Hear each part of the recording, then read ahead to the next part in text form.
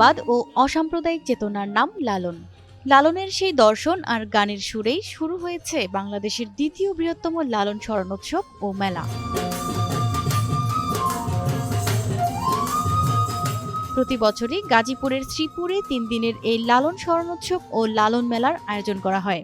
উপজেলার প্রহ্লাদ ইউনিয়নের লোহাগাছিয়া গ্রামের সাধুর বাজারে ফকির খালেক সাইজির আখড়া বাড়িতে এই স্মরণোৎসবে যোগ দেন লালন ভক্তরা।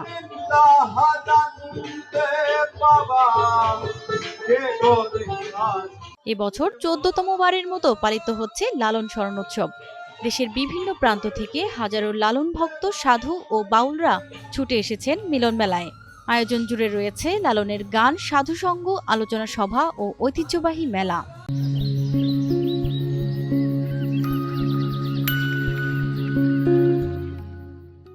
মানুষই মানবতাই পরম ধর্ম।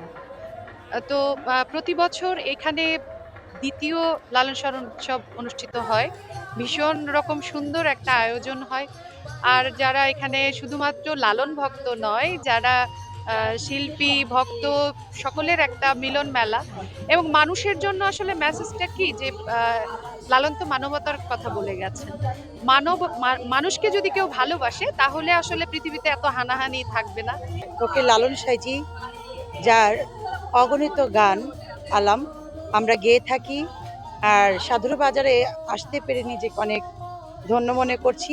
আয়োজকদের মতে লালন স্মরণোৎসবের মাধ্যমে সমাজে মানবতাবাদ, সাম্য ও অসাম্প্রদায়িক চেতনার প্রসার আরও জোরদার হবে।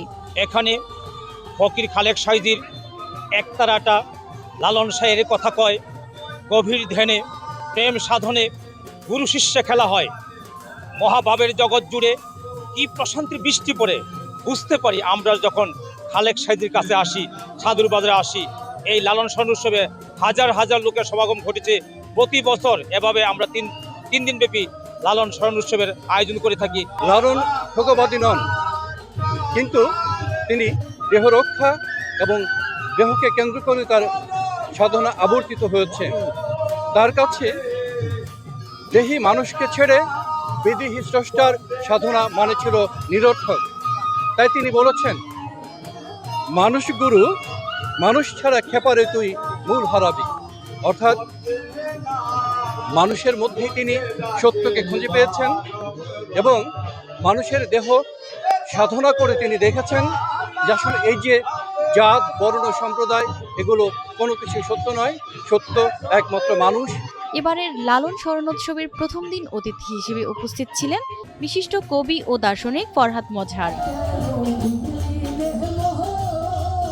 দ্বিতীয় দিন ছিলেন বাংলাদেশ শিল্পকলা একাডেমির মহাপরিচালক শেখ রেজাউদ্দিন আহমেদ, কুষ্টিয়ার ছেউরিয়ার লালন একাডেমির প্রধান প্রশিক্ষক ও ওস্তাদ আক্কাস আলী সাইজি এবং ঢাকা দক্ষিণ যুব দলের যুগ্ম সাধারণ সম্পাদক টিপু তালুকদার।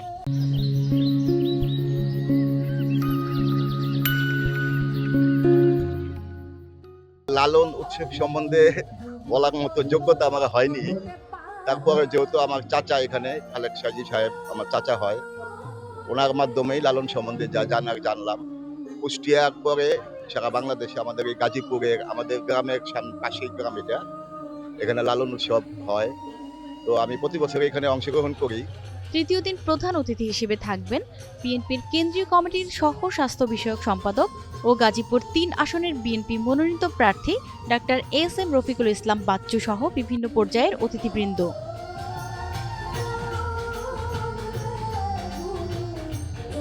৩ দিনের এই স্মরণোৎসবে লালন সঙ্গীত পরিবেশন করছেন লালন ব্যান্ড, নিগার সুলতানা সুমি, রিঙ্কু, টুটুল, শিমুল হাসান, এলিজা পুতুল, ঐক্যজিৎ সঙ্গীত একাডেমির শিল্পীরা সহ দেশ বরেণ্য শিল্পীরা।